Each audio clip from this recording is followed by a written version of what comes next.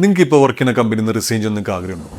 അത് നിങ്ങളിപ്പോൾ ആ കമ്പനിയിൽ നിന്ന് ഇറങ്ങിയാൽ കമ്പനിയുടെ ഓണേഴ്സ് അല്ലെങ്കിൽ കമ്പനി നിങ്ങൾ എന്തെങ്കിലും ചെയ്യാൻ നിങ്ങൾക്ക് പേടിയുണ്ടോ? കുറേ ഉടായ്പ മാനേജ്മെന്റ് ഉണ്ട്. നിങ്ങൾ പോകണമെന്ന് പറയുമ്പോഴത്തേക്കും നിങ്ങളുടെ ലീവ് സാലറി കട്ട് ചെയ്യും, നിങ്ങളുടെ ഗ്രാറ്റുവിറ്റി കട്ട് ചെയ്യും, നിങ്ങൾക്ക് മാക്സിമം നിങ്ങളുടെ ഫയൽ സെറ്റിൽമെന്റ് തരാതിരിക്കാൻ നോക്കും. പിന്നെ ഒരു മൂന്നാമത് കാറ്റഗറി ഉണ്ട്, ഏറ്റവും വൃത്തികെട്ട ആൾക്കാർ. പൈസ തരാണ്ടിരിക്കാൻ വേണ്ടി അവരെന്ത് ചെയ്യും? നമ്മുടെ പുറത്ത് പോയിട്ട് ആബ്സ്കോണ്ടിങ്, നമ്മൾ ഒളിച്ചോടിയെന്നും പറഞ്ഞിട്ട്.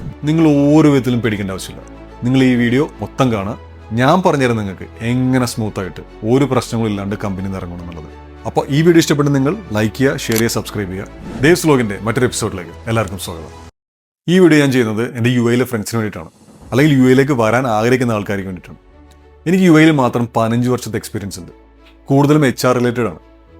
HR എക്സ്പെർട്ട് ആയിട്ടുള്ള പല കമ്പനികളും ഞാൻ വർക്ക് ചെയ്തിട്ടുള്ളതാണ്. അപ്പോൾ നിങ്ങൾ വീഡിയോ ഉണ്ടെങ്കിൽ നിങ്ങൾക്ക് ഡെഫിനറ്റ് ആയിട്ട് നിങ്ങൾക്ക് ഒത്തിരി ഹെൽപ്ഫുൾ ആയിരിക്കും. നിങ്ങൾക്ക് ഓഫീസ് പൊളിറ്റിക്സിനെ പറ്റിയോ അല്ലെങ്കിൽ കമ്പനിയിൽ എങ്ങനെ നിങ്ങൾക്ക് സക്സസ്ഫുൾ ആവുന്നതിനെ പറ്റിയൊക്കെ ഞാൻ വേറെ വീഡിയോസ് ചെയ്തിട്ടുണ്ട്.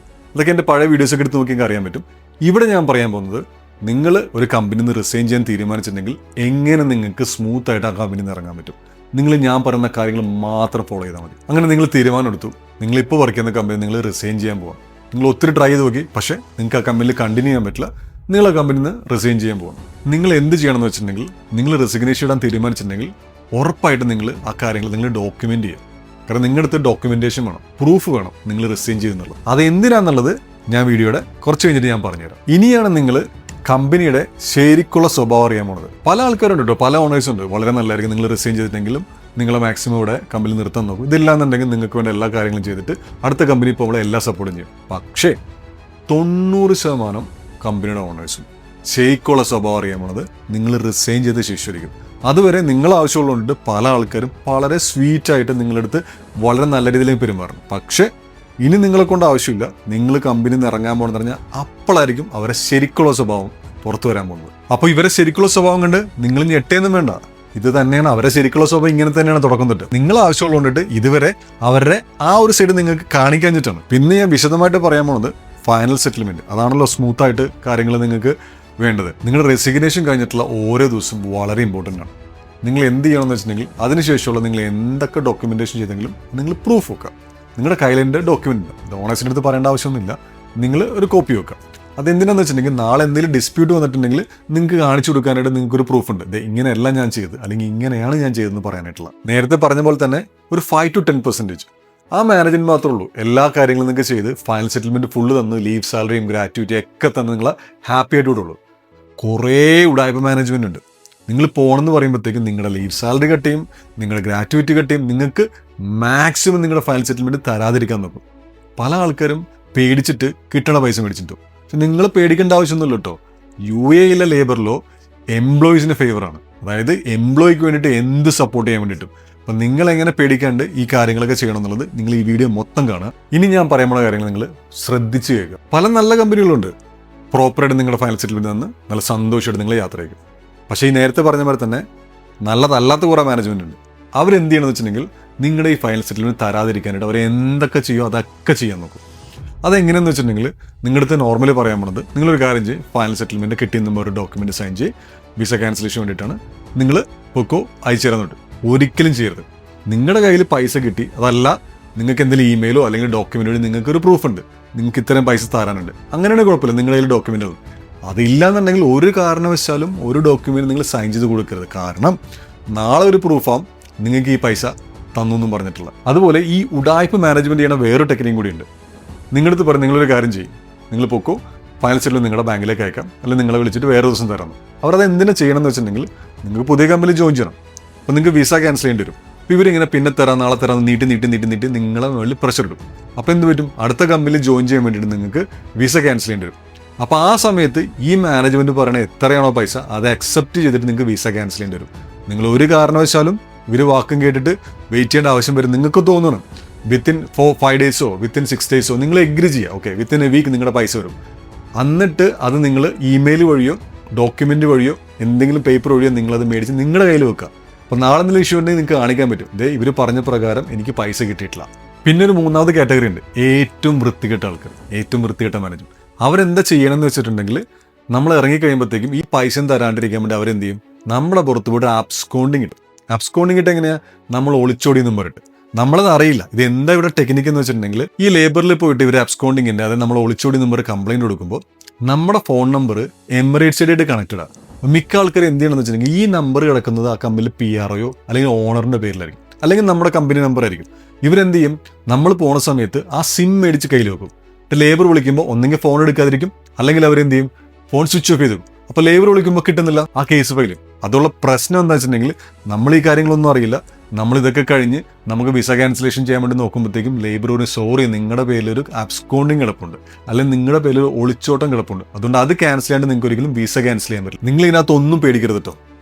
UAE ലേബേഴ്സിന് അല്ലെങ്കിൽ എംപ്ലോയീസിന് അത്ര സപ്പോർട്ടായിട്ടാണ് UAE ലേബറിലുള്ളത്.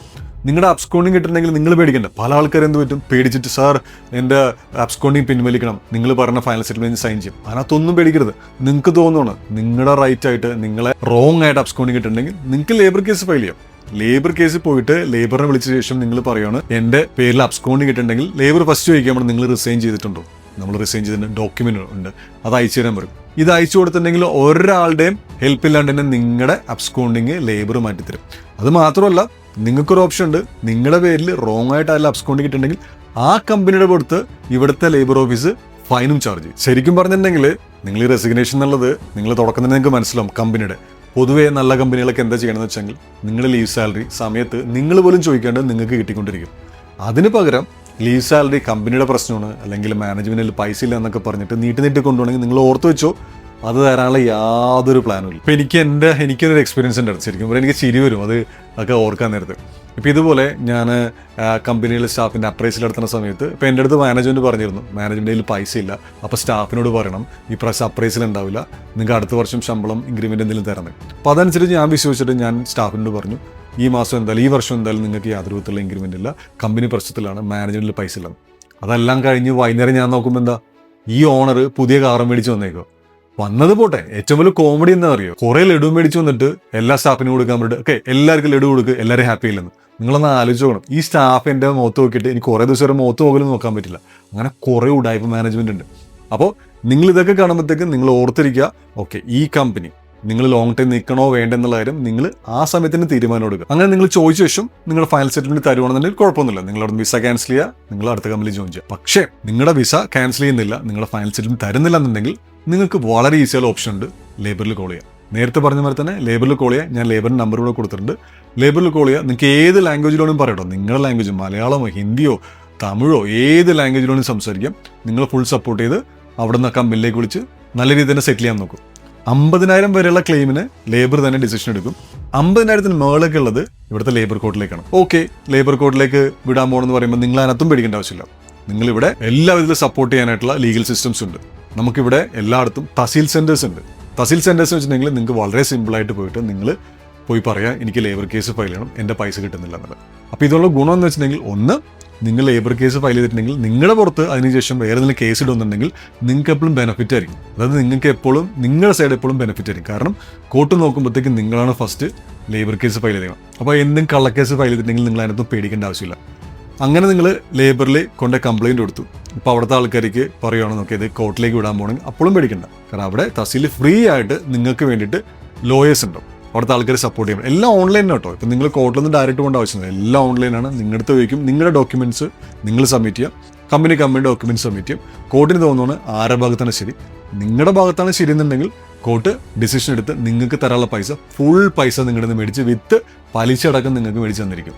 അപ്പോൾ ഓർത്തിരിക്കുക, UAE എന്നുള്ള ലേബർ സിസ്റ്റം വളരെ സ്ട്രോങ് ആണ്. UAE സ്റ്റാഫിന്, അതായത് എംപ്ലോയീസിന് ഫേവറേറ്റ് ആണ് കൂടുതൽ ലോ ഉള്ളത്. അപ്പം നിങ്ങൾ ഒരു വിധത്തിൽ നിങ്ങൾ പേടിക്കേണ്ട ആവശ്യമില്ല. അതുപോലെ നിങ്ങൾക്ക് എന്തെങ്കിലും ലീഗൽ റിലേറ്റഡ്, അതായത് HR റിലേറ്റഡ് ആയിട്ടുള്ള സംശയങ്ങളുണ്ട്, അല്ലെങ്കിൽ HR റിലേറ്റഡ് പ്രോബ്ലംസ് കാര്യങ്ങളൊക്കെ ഉണ്ടെന്നുണ്ടെങ്കിൽ ധൈര്യമായിട്ട് നിങ്ങൾ കമൻറ്റ് ചെയ്തുള്ളൂ.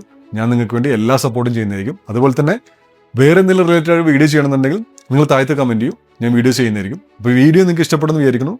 ഇഷ്ടപ്പെട്ടെങ്കിൽ ലൈക്ക് ചെയ്യുക, ഷെയർ ചെയ്യുക, സബ്സ്ക്രൈബ് ചെയ്യുക. മറ്റൊരു വീഡിയോ ആയിട്ട് നമ്മൾ ഇനിയും വരുന്നതായിരിക്കും.